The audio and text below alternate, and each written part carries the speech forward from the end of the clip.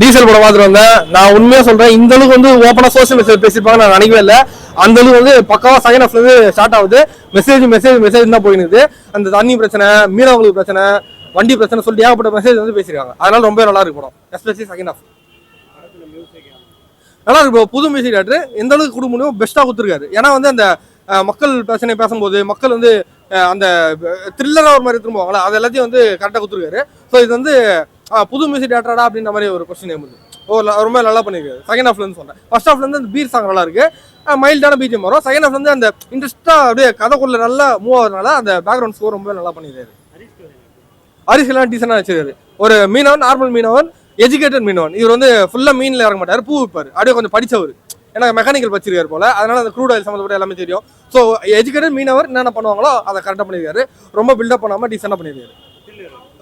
அஜில் Ravi decent தாங்க. அதாவது ஆபாசம் இல்லை, எந்த வித அசிங்கமாகவும் எதுவும் பண்ணல. கரெக்டாக ஒரு டீசெண்டான ஹீரோ என்ன பண்ணுவா கரெக்டாக கொடுத்துருக்கனால அவங்களையும் நான் பாராட்டுறேன். வடச்சென்னை வாயுவில் வந்து அதான் எல்லாம் மோஸ்ட்லி ஆர்பரில் தான் இருக்காங்க. போர்ட் ஆர்பர் சொல்லிட்டு அது உள்ளே தான் இருக்காங்க. ரொம்ப டீப்பாக ஏரியாவுக்குள்ளே இறங்கிட்டீங்க. வடச்சென்னை மாதிரி ஏரியாவுக்குள்ளே இறங்கிட்டீங்க.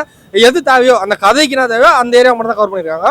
நல்லா இருக்கு. அதான் நேச்சுரலாக பண்ணியிருக்காங்க. பைப் லைன், கிரவுண்டு சொல்லிட்டு அதை தான் கவர் பண்ணியிருக்காங்க. அது பார்க்கும்போது நம்மளால ஓகே இது வடச்சென்னை தான் அப்படின்னு நம்மளால உணர முடியுது. உண்மையில ப்ரோ மெசேஜ் தான் bro, social message. Crude oil இருக்குதுல்ல, க்ரூட் ஆயிலேருந்து என்னென்ன பிரச்சனை வருது, அது மூலியமா யாரெல்லாம் தட்டுப்பாடு ஏற்படும், அதை பதிக்க வச்சுன்னா யாரெல்லாம் திருடி பதிக்க வச்சுன்னா யாரெல்லாம் தட்டுப்பாடு ஏற்படும். ஸோ பெட்ரோல், டீசல் எல்லாத்தையும் வந்து எப்படி கட்டுப்படுத்துறாங்க, அதனால அரசாங்கம் எப்படி மாறுது அப்படின்றது வந்து ஓப்பன் பண்ணி வெளிச்சப்போட்டு கட்டியிருக்காங்க.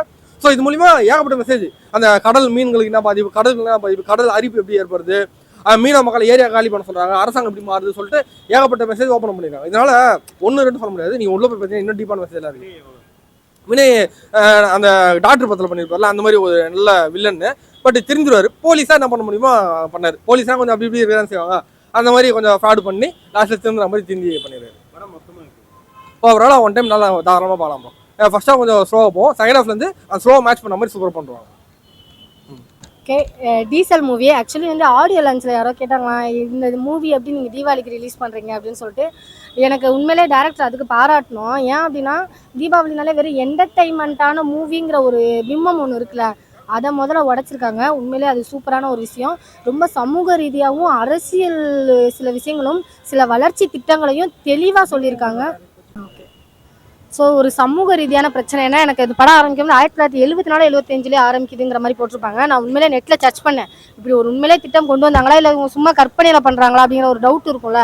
ஸோ உண்மையிலே அந்த ஒரு விஷயம் நடந்திருக்கு. அந்த திட்டத்து மூலமாக எந்த அளவுக்கு பாதிக்கப்பட்டிருக்காங்கிற விஷயத்த ரொம்ப தெளிவாக சொல்லியிருந்தாங்க. எனக்கு இதில் ரொம்ப பிடிச்ச விஷயமே என்னென்னா, நான் குழந்தையா இருக்கும் போதுலேருந்து மீனவர்கள் பிரச்சனை நியூஸில் பார்த்துருக்கேங்க. அப்போ இருந்து இப்போ வரைக்கும் அதுக்கான சொல்யூஷன் எதுவுமே எடுக்கல. பட் அதோட பிரச்சனைகளை நம்ம வந்து கடந்து போயிட்டே இருக்கோம்ல, அது நம்மளுக்கும் ஒரு பிரச்சனை தாங்கிறத படத்தில் வந்து ரொம்ப தெளிவாக சொல்லியிருந்தாங்க. அதை தாண்டி எனக்கு ரொம்ப பிடிச்ச விஷயம்னா, வடச்சென்னைனா இப்படி தான் இருக்கும் அப்படின்னு சொல்லி ஒரு பிம்பம் இருக்கும்ல, அதை வந்து முதல்ல எனக்கு இந்த படத்தில் உடச்சிட்டாங்கன்னு சொல்லலாம். ஏன்னா வடச்சென்னை அப்படின்னாலே மீனவர்களுக்கான இடம். நீங்கள் நினைக்கிற பிம்பம் கிடையாதுங்க. வடச்சென்னை ஒரிஜினலாக மீனவர்களுக்கான இடம். நீங்கள் வளர்ச்சின்னு ஒரு இடமா தூக்கி போட்டு சுருக்கி அதனால தான் வடச்சென்னை இந்த மாதிரி மாறுச்சு அப்படிங்கிற ஒரு விஷயத்த ரொம்ப தெளிவாக காமிச்சிருந்தாங்க. அதில் ஒரு டைலாக்கே வரும், ஆக்சுவலி 400 கிலோமீட்டர் 40 கிலோமீட்டர்னு தெரியாது, அந்த அளவுக்கு மீனவர்கள் பரவி இருந்த வடச்சென்னையை இன்னைக்கு வெறும் 4 கிலோமீட்டரில் 1 லட்சம் மீனவர்கள் தான் இருக்காங்கங்கிற விஷயத்த ரொம்ப தெளிவுபடுத்தியிருப்பாங்க. அந்த ஒரு விஷயம் ரொம்ப ரொம்ப ரொம்ப பெரிய விஷயம். உண்மையிலே நானுமே ரொம்ப நாள் நினச்சிருந்தேன் வடச்சென்னைனா இப்படி தான் அப்படின்ட்டு. பட் அது இல்லைங்கிறத ரொம்ப ப்ரூவ் பண்ண மாதிரி பேசியிருப்பாரு. சூப்பராக இருந்தது. செகண்ட் ஹாஃப் ரொம்ப விறுவிறுப்பாக போச்சு. ஆக்சுவலி பெட்ரோல் டீசல் இல்லைன்னா நம்ம நாடு என்ன ஆகும், எந்த அளவுக்கு மாறும், எந்த அளவுக்கு மோசமாக போகுங்கிற ஒரு விஷயம் இருக்கும்ல, அதை வந்து ரொம்ப தெளிவாக காமிச்சிருந்தாங்க. ஒரு அதனால வரக்கூடிய விலைவாசி ஏற்றம்னா என்ன, எப்படி விலைவாசி ஏறுது அப்படிங்கிற ஒரு விஷயத்தையே ரொம்ப தெளிவாக சொன்னாங்க. நான் இடையில ஒரு ரீல்ஸ் கூட பார்த்தேன். நானுமே நிறையா விஷயங்கள் என்ன இந்த மாதிரி சமூக ரீதியான விஷயங்கள் தெரிஞ்சுக்கணும். இப்போ ஸ்கூல் லீவு, ஸோ பசங்க தெரிஞ்சுக்கணும் முதல்ல இந்த மாதிரி விஷயங்கள்லாம். அதனால தான் நான் தீபாவளிக்கு ரிலீஸ் பண்ணதை வந்து உண்மையிலே சூப்பராக பாராட்டுறது காரணமே அப்படி தான். ஏன்னா என்டர்டெயின்மெண்ட்டுன்னு பசங்களை அதிலே மூழ்கடிக்கிறோம். அதை தாண்டி அந்த என்டர்டெயின்மெண்ட்டுக்குள்ளே ஒரு இன்ஃபர்மேஷன் இருந்தால் நல்லது தானே. ஸோ அந்த இன்ஃபர்மேஷன் இந்த படத்தில் மூலமாக எனக்கு கிடச்சிருக்கு, மற்றவங்களுக்கும் கிடைக்கும் நான் நம்புகிறேன். ஆனால் நல்லா இருக்கு. நான் இந்த படம் எல்லாருமே பார்க்கக்கூடிய படமாக பார்க்குறேன். இந்த வருஷம் தீபாவளிக்கு வந்த படங்களில் இந்த படம் வந்து ரொம்ப ஒர்த்தான படமாக பார்க்குறேன். ஏன்னா இந்த டேரக்டர் கண்டென்ட் நல்லா இருக்குது, நல்லா திக்காக இருக்குது. படம் வந்து ரொம்ப பேசப்படும்ன்றதுல எந்த ஒரு சந்தேகமும் இல்லாமல் நான் பார்க்குறேன். ஹரிஷ் கல்யாண் சாக்லேட் பாயாக தான் நடிப்பார். ஆனால் மாஸ் ஹீரோவாக நடிக்கிறதுக்கு ட்ரை பண்ணியிருக்கிறாரு. கண்டிப்பாக இந்த படம் மாஸ் ஹீரோவாக அவரை கொஞ்சம் மேலே தூக்கி விடும்னு நான் நினைக்கிறேன். ஆனால் நாங்கள் அவர்கிட்ட எதிர்பார்க்கறது ஒரு லவ் போர்ஷனாக தான் எதிர்பார்க்குறோம். கதைக்காக நல்லா ஜஸ்டிஃபை பண்ணியிருக்கிறாரு. பட் இந்த படத்தில் வந்து விஜய் அஜிதா கொடுத்துருந்தா இந்த கதைக்கு பார்த்தீங்கன்னா 500 கோடி அடிக்கிறதுக்கு ஒர்த்து இருக்குது இந்த கதைக்கு அப்படின்றத நான் பார்க்குறேன். வட சென்னை வாழ்வியலை காட்டுறப்ப நம்ம தங்கதுரையை போடுறப்ப அவர் ஆல்ரெடி புளியம் இதில் இருக்கிறாரு, என்ன சொல்கிறது, புளியாந்தோப்பில் இருக்கிறாரு. அந்த அவரோட ஸ்லாங்கு இதெல்லாம் வந்து ஒன்றி இருக்குது. கருணாசன் நடிப்புலாம் ரொம்ப எக்ஸ்ட்ரானரியாக இருக்குது. அட்டு ரிஷி நடிச்சிருக்கிறாரு அப்பா கேரக்டரில். இன்னும் கொஞ்சம் டெப்த்தாக படத்தை அவருக்கு நிறைய போர்ஷன் கொடுத்துருக்கலாமோ ஃப்ளாஷ்பேக்கில் அப்படின்ற மாதிரி தோணுச்சு.